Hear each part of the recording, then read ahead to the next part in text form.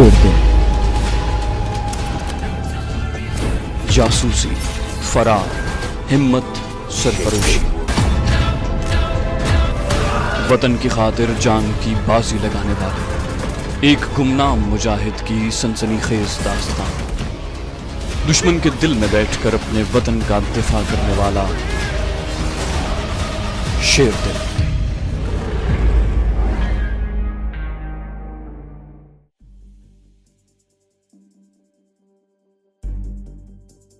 रात के 3 बजे तक जीप इसी तरह पहाड़ी और मैदानी इलाकों में चलती रही। इस दौरान एक बार शेरबाज खान सो गया। अंधेरे में मुझे उसके सोने का इस तरह पता चला कि मैंने उसे आवाज दी तो वो न बोला। दूसरी बार मैं भी सो गया। अगली नशिस्तों पर हमारे दोनों कश्मीरी मुजाहिद बड़े होशियार बैठे थे। जो मुजाहिद जीप चला रहा था वो बड़ा माहिर ड्राइवर मालूम होता था। उसे पहाड़ी रस्तों से पूरी वाकफियत थी। एक जगह मोड़ काट कर जीप टीले की दीवार के साथ लगकर खड़ी हो गई। उस वक्त कमांडो शेरबाज गर्दन ढलकाए सो रहा था। जीप के रुकते ही हल्का सा धचका लगा तो वो बोला, रहमान बट क्या हुआ? रहमान बट गाड़ी का इंजन बंद करते हुए बोला, ख्वाजा साहब सीतलवाड़ी पहुंच गए हैं। मैं जाग रहा था। शेरबाज ने मुझसे मुखातिब होकर कहा, नीचे आ जाओ। मालूम हुआ कि यहाँ से आगे खच्चरों पर सफर करना होगा। रहमान बट हमें वहीं छोड़कर अंधेरे में टीलों की तरफ चला गया। शेरबाज बोला, अपना एक आदमी खच्चर लेकर यहाँ आ गया होगा। हमें अगला सारा दिन खच्चरों पर बैठकर सफर करना होगा। मैंने कहा, हम इस वक्त कौन से इलाके में हैं? कमांडो शेरबाज ने मुझे इलाके के बारे में बताया जो मैं आपको नहीं बताऊंगा, क्योंकि ये मुजाहिदीन कश्मीर का वादी से जम्मू तक खुफिया पहाड़ी रास्ता है, जहाँ से वो जरूरत के वक्त आते जाते रहते हैं। इस वक्त भी वो इसी रास्ते से आते जाते हैं और आज भी उसी खुफिया पहाड़ी रास्ते को इस्तेमाल करते हैं।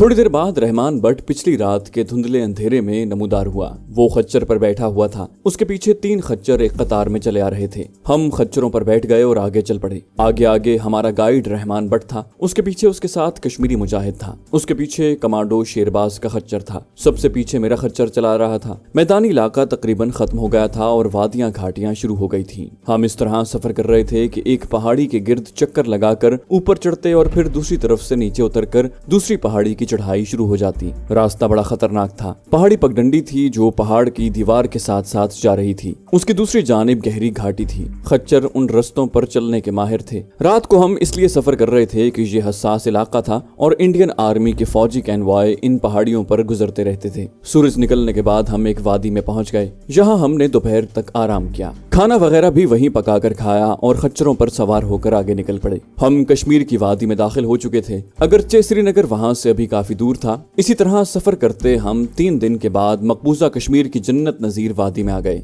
यहाँ से हमारे दोनों गाइड हमसे जुदा हो गए और एक नया कश्मीरी मुजाहिद हमारी रहनुमाई के लिए आ गया। शाम के वक्त हम कश्मीर की सर्द फिजाओं में पहाड़ी जंगल में से गुजरते हुए एक ऐसी जगह पहुंच गए जहाँ नीचे गहरी खाई थी। हम खच्चरों पर सवार थे। हमारा गाइड हमें ऐसे रास्ते से ले जा रहा था जहां ढलान ज्यादा सीधी नहीं थी। घाटी जहां खत्म हो गई वहां एक पहाड़ी नाला बह रहा था। छोटा सा नाला था। सर्द पानी पत्थरों से टकराकर उछल उछल कर बह रहा था। हमने खच्चरों पर बैठे बैठे नाला पार किया। आगे फिर थड़ी चढ़ाई आ गई। बड़े बड़े जंग आलूद पत्थर और बड़ी बड़ी चट्टानें उभरी हुई थी। ऊपर अखरोट और बादाम के घने दरख्तों ने छत डाल रखी थी। यहाँ हम खच्चरों पर से उतर गए। हमारा गाइड खच्चर लेकर वापस आ गया। मैं और शेरबाज अकेले रह गए। शेरबाज ने कहा, हम अपने खुफिया ठिकाने से चंद कदमों के फासले पर ही हैं। ऊंची ऊंची देव पैकर चट्टानों के दरमियान से गुजरने के बाद मैंने देखा कि सामने दरख्तों में लकड़ी का एक शिकस्ता सा मकान है जिसकी ढलानी छत पर घास फूस पड़ा है। छोटे से सहन में एक बूढ़ा कश्मीरी फिरन अपने जिस्म के गिर्द लपेटे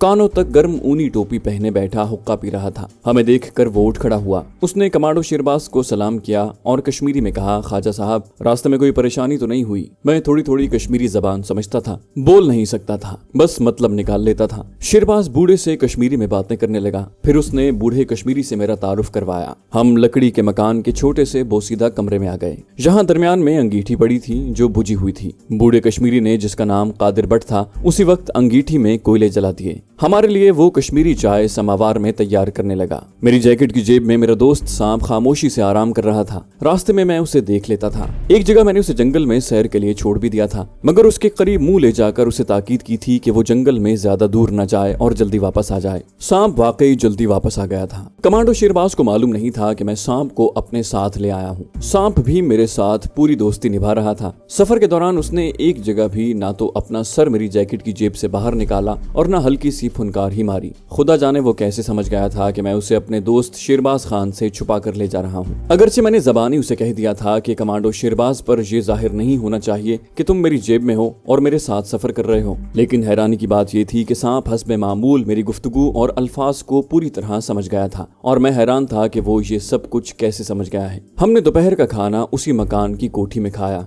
चाय पी। इसी दौरान रात गहरी हो गई। कमांडो शेरबाज ने थैले में से वो डिब्बी निकाल कर मुझे दिखाई जिसमें सांप के तिर्याक का सुफूफ था। कहने लगा, तुम्हारी दवाई इसी थैले में पड़ी हुई है, थैला इस कोठरी में ही होगा। अब तुम मेरे साथ आओ, तुमसे कुछ जरूरी बातें करनी है। मकान के बाहर कोई लैंप रोशन नहीं था, अंधेरा बड़ा गहरा था, लेकिन हम लोग इस अंधेरे के आदी हो गए थे और इस अंधेरे में भी एक दूसरे को देख लेते थे और रास्ता तलाश कर लेते थे। इस मकान के पीछे एक पगडंडी छोटी सी घाटी में उतरती थी। घाटी की दूसरी तरफ जरा ऊपर करके दरख्तों की कटी हुई सूखी शाखों का एक बहुत बड़ा ढेर लगा हुआ था। इस ढेर के पीछे से एक तंग और नजर न आने वाला रास्ता लकड़ी के डिब्बा नुमा छोटे से कैबिन में आ जाता था। इसी कैबिन में खुश्क घास का ढेर लगा हुआ था। घास के ढेर के पीछे खुली जगह थी जहाँ एक लालटेन जल रही थी। लालटेन की बत्ती काफी नीचे की हुई थी, जिसकी वजह से वहाँ रोशनी धुंधली और मामूली सी थी। लकड़ी के फर्श पर नमदा बिछा हुआ था। 2 पुराने लिहाफ पड़े थे। हम जूते उतार कर लिहाफों में घुसकर बैठ गए। कमांडो शेरबाज बोला, तुम जैकेट क्यों नहीं उतारते? इसे उतार कर दीवार से लटका दो, सर्दी रोकने के लिए ये लिहाफ काफी है। मैं जैकेट इसलिए नहीं उतार रहा था कि उसकी जेब में मेरा दोस्त सांप था। जब शेरबाज ने बहुत मजबूर किया तो इस ख्याल से कि उसे कोई शक न पड़े, मैंने जैकेट उतार दी और दीवार पर कील के साथ लटका दिया। साथ ही सरगोशी में जेब के करीब मुंह ले जाकर सांप से कहा, बस अब इस राज को राज ही रखना दोस्त। शेरबाज ने जल्दी से आवाज दी, किससे बातें कर रहे हो? मैं जल्दी से वापस मुड़कर बोला, तुम्हारे कान बज रहे हैं शेरबाज, मैं सिवाय तुम्हारे यहाँ और किससे बात कर सकता हूँ? अब मुझे बताओ कि वो कौन सी खास बात है जो तुम मुझसे करना चाहते हो। मैं शेरबाज के पास ही अपने लिहाफ को ऊपर करके बैठ गया। लालटेन बड़ी मध्यम जल रही थी। कहने लगा, यहाँ हम मोमबत्ती इसलिए नहीं जलाते कि आग लगने का खतरा होता है, इसलिए रात को लालटेन ही जलाते हैं, मगर इसे भी मध्यम रखते हैं और बाहर लेकर नहीं जाते। मैंने कहा, ये तो मैं समझ गया हूँ, लेकिन तुम किसी खास मसले पर मुझसे गुफ्तगू करना चाहते हो। मैं वो मसला मालूम करना चाहता हूँ। कमांडो शेरबाज गहरा सांस भरकर बोला, बात यह है हैदर अली कि तुम्हें तो मालूम ही है कि भारत ने अपनी फौज लाखों की नफरी में यहाँ भेजकर कश्मीर पर जबरदस्ती कब्जा किया हुआ है और हम कश्मीरी अपनी आजादी और बका की जंग लड़ रहे हैं। दूसरी तरफ भारत की सरकार का भी बेपनाह बजट कश्मीर में भेजी हुई फौज पर खर्च हो रहा है। भारत सरकार कश्मीर पर कब्जा भी रखना चाहती है, लेकिन ज्यादा देर तक अखराजात भी बर्दाश्त नहीं कर सकती। उसके अपने मुल्क में गरीब अवाम भूखों मर रहे हैं। चुनाचे वो कोई ऐसा तरीक़ाकार वज़ा करना चाहती है कि भारत का कश्मीर पर जबरदस्ती का कब्जा भी बरकरार रहे और ये जंग भी खत्म हो जाए। मैंने पूछा, इसका तो एक ही तरीका है जो कश्मीरियों का जायज मुतालबा भी है कि कश्मीरियों को हक खुद इरादियत दे दिया जाए। कमांडो शेरबाज बोला, यही तो भारतीय हुकूमत नहीं चाहती। उसे अच्छी तरह मालूम है कि कश्मीरी मुसलमान भारत से निजात हासिल करना चाहते हैं, क्योंकि भारत ने आर्मी की मदद से उनके मुल्क कश्मीर पर जबरदस्ती कब्जा कर रखा है। मैंने कहा, तो फिर और क्या तरीका भारत की सरकार सोच रही है? कमांडो शेरबाज ने सर को आहिस्ता से हिलाते हुए गौर फिक्र के अंदाज में बोला, हम यही मालूम करना चाहते हैं। तुम समझ लो कि यही हमारा अगला मिशन है। मैंने कहा, तुम खुलकर बात करो शेरबाज, मैं कुछ समझ नहीं सका। शेरबाज खान बोला, बात यह है हैदर अली कि हमारे मुखबरों ने हमें खबर दी है कि यहाँ से 60-70 मील जुनूब मशरिक की जानिब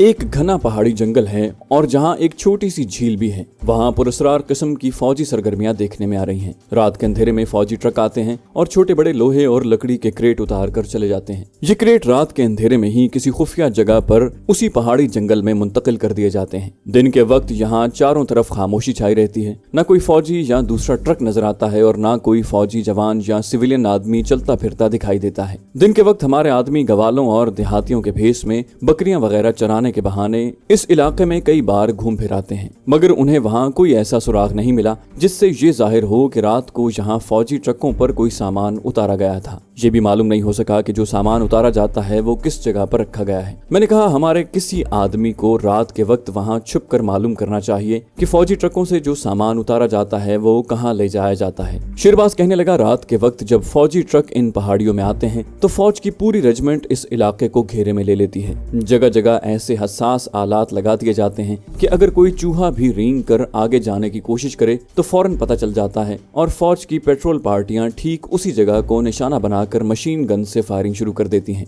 हमारे आदमी रातों को उस इलाके में सुराग रसानी करने गए थे, मगर उन्हें हसास आलात का चूंकि पहले से इल्म हो चुका था, इसलिए खतरनाक लाइन से पीछे रहकर अंधेरे में माहौल का जायजा लेते रहे। कई बार रात के अंधेरे में कोई लूमड़, मुर्गी, गीदड़ या कोई दूसरा जंगली जानवर हसास आलात की लाइन पार करके जैसे ही गुजरा उस पर मशीन गन की बौछारें पड़ना शुरू हो गईं। हमारे आदमियों को दिन के वक्त वहां कई मरे हुए जंगली जानवरों की लाशें मिली हैं। मैंने कहा हो सकता है पहाड़ियों में कोई खुफिया एमुनिशन डिपो बनाया जा रहा हो। शेरबाज ने कहा, एमुनिशन डिपो बनाने के वास्ते सिक्योरिटी के इतने सख्त इंतजाम नहीं किए जाते। हमारे खदशात की इस बात से भी तस्दीक होती है कि हमारे एक मुजाहिद ने श्रीनगर मिलिट्री पुलिस के हेडक्वार्टर से हमें एक ऐसा कागज ला कर दिया है जो उसने वहाँ की टॉप सीक्रेट फाइल से फोटोकॉपी किया है। इस कागज पर एक नक्शा बना हुआ है जिसमें ऊंचे नीचे गहरे बंकर्स, लंबी लंबी चक्कीदार वादियां और 3 सुरंगें दिखाई गई हैं। कागज पर अंग्रेजी में कुछ नंबर भी लिखे हुए हैं, इनके अलावा और कुछ नहीं लिखा हुआ। इस नक्शे से साफ जाहिर होता है कि इंडियन आर्मी यहाँ पहाड़ियों के अंदर कोई एमुनिशन डिपो या एमुनिशन डंप नहीं बना रही, बल्कि जेर जमीन कोई पुरस्कार प्रोजेक्ट बना रही है। हमें ये मालूम करना होगा कि इंडियन आर्मी का ये खुफिया प्रोजेक्ट क्या है।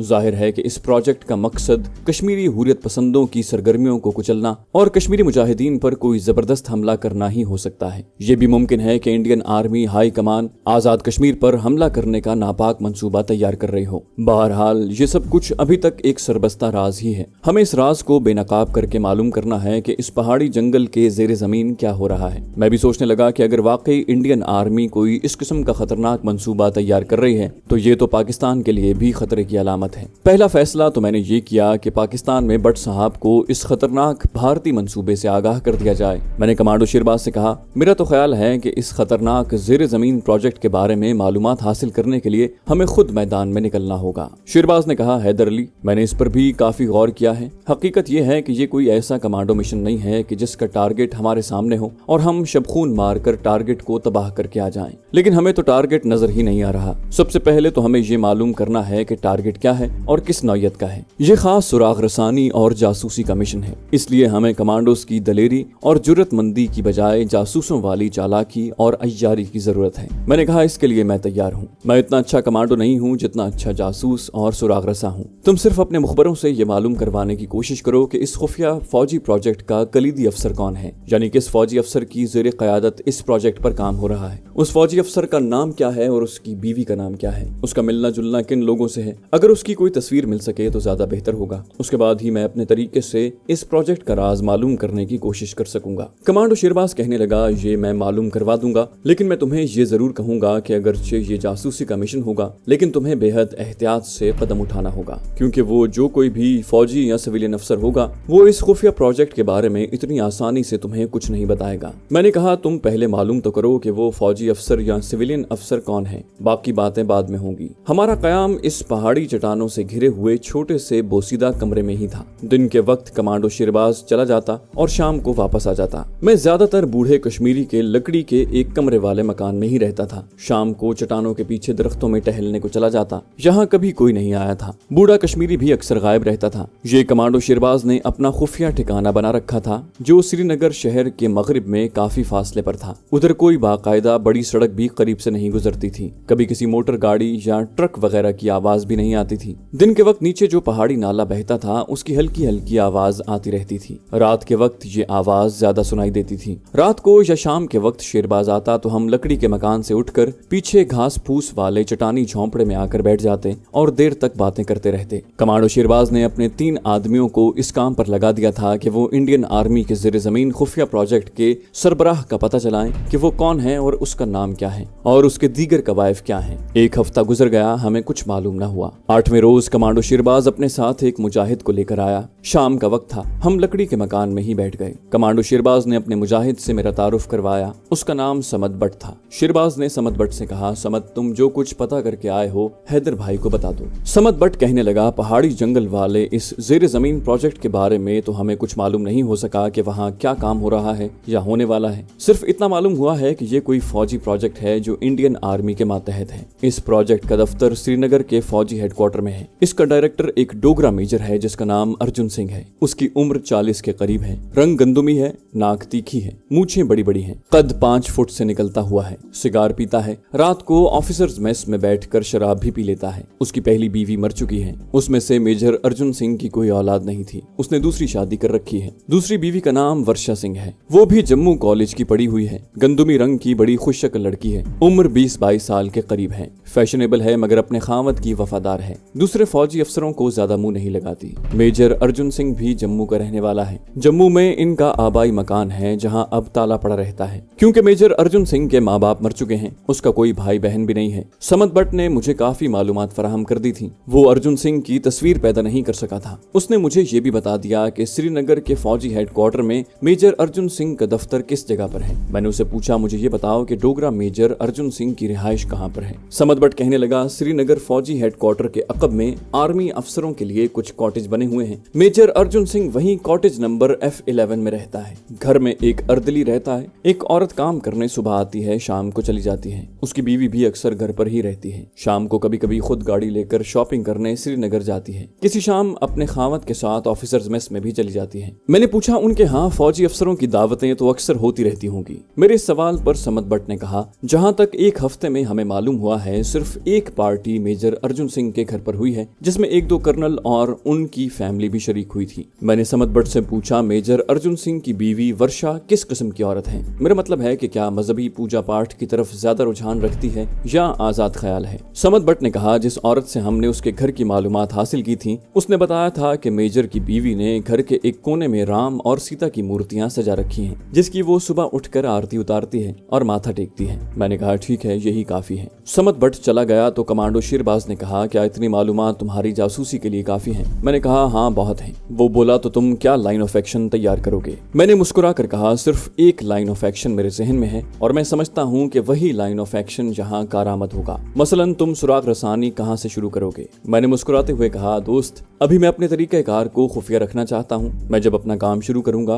तो तुम्हें सबसे पहले खबर हो जाएगी। इस बारे में तुम इत्मीनान रखो, बल्कि तुम्हारी रहनुमाई में मेरा ये जासूसी का मिशन आगे बढ़ेगा। कश्मीरी मुजाहिद समद बट जब मुझे इंडियन आर्मी के पुरस्कार प्रोजेक्ट के सरबराह और उसकी बीवी के बारे में तफसीलात बता रहा था तो मेरे जहन साथ साथ काम करने लगा था और पूरे का पूरा एक्शन मेरे जहन में आ गया था। कमांडो शेरबाज को मैं इसलिए नहीं बताना चाहता था कि मैं इस पर मजीद गौर फिक्र करना चाहता था। पूरा एक दिन मैं इस मिशन पर गौर करता रहा, उसके हर पहलू पर गौर किया, अपने तरीक़ाकार की तमाम कमजोरियों का तज्जिया किया। जब अपनी तरफ से एक्शन के लिए तैयार हो गया तो मैंने कमांडो शेरबाज से पहले अपने एक और दोस्त से मशवरा किया और मेरा ये दोस्त सांप था, जिसे मैंने मकान के पीछे एक पहाड़ी खो में खुश्क घास फूस बिछा कर रखा हुआ था। मैं वक्त निकाल कर दिन में एक बार उसे दूध पिला देता, क्योंकि तजुर्बे ने मुझ पर साबित कर दिया था कि वो मेरी बात समझता है, मेरे अल्फाज को समझता है। इसलिए मैंने उसे खो में खुश्क घास पर बिठाते हुए कहा था, मेरे दोस्त, तुम यहाँ मेरे पास रहोगे, मैं भी तुम्हारे पास ही रहूंगा। दिन भर जंगल में जहाँ चाहे फिरते रहो,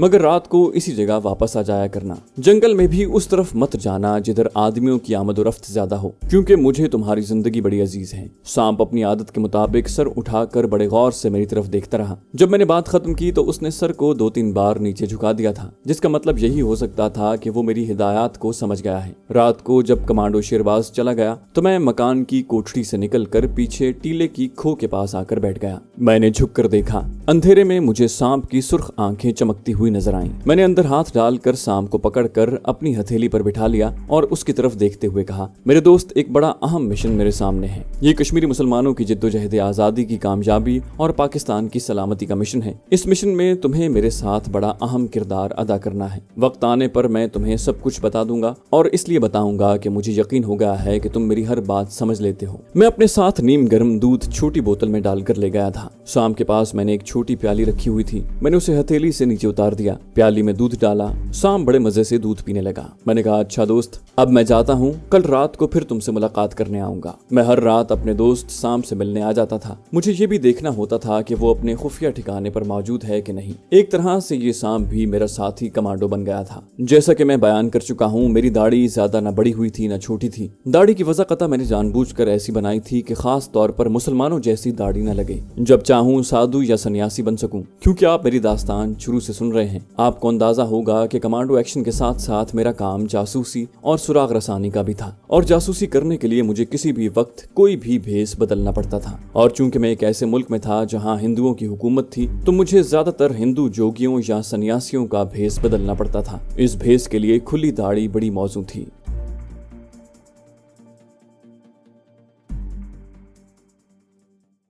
तो दोस्तों, ये थी हमारी आज की एपिसोड। उम्मीद करते हैं आपको हमारी कहानी पसंद आई होगी। जाने से पहले इस वीडियो को लाइक कीजिए और शेयर करना मत भूलिए। कमेंट करके हमें बताइए कि आपको हमारी वीडियो कैसी लगी। और अगर अभी तक आपने इस चैनल को सब्सक्राइब नहीं किया तो इसे सब्सक्राइब कीजिए और बेल आइकन दबाकर ऑल नोटिफिकेशंस ऑन कर लीजिए।